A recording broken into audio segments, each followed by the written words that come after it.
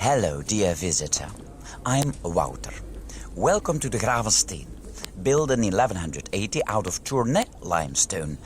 I love this place. I'll accompany you for a while, because I can assure you that you need a guide. Otherwise, you might get lost in all the history piled up in here. First of all, we are lucky sods. We managed to get into the inner courtyard just like that. You used to need a special invite from the Count to do that. Without one, we would have had to fight our way in. We would have had to swim across the castle moat. We would have had to dodge arrows and rocks at the rampart, boiling water, scalding hot oil, and then bruised, burned, and run through. We'd have had to bash down that huge front gate, then the inner gate, and finally the iron portcullis. Only then would we be standing here in the inner courtyard. A swarm of bloodthirsty knights would have been waiting for us.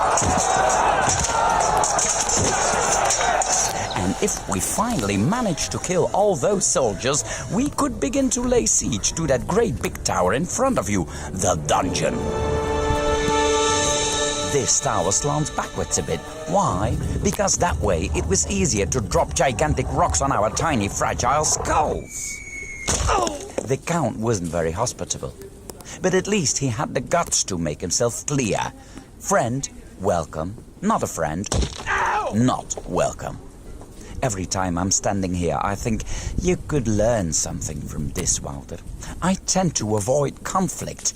And then you find yourself on a Saturday morning at your kitchen table, listening for 45 minutes like a right muppet to some guy telling you he can get you much cheaper gas and electricity if you would only switch to his provider, while all you want to do is shout, "Go away, mate, I just want to go get some nice croissants from the bakery."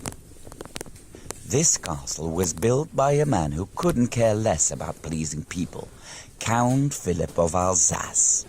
He's kind of my idol, indeed. Welcome to the Gravensteen. Come on, let's walk on a bit further.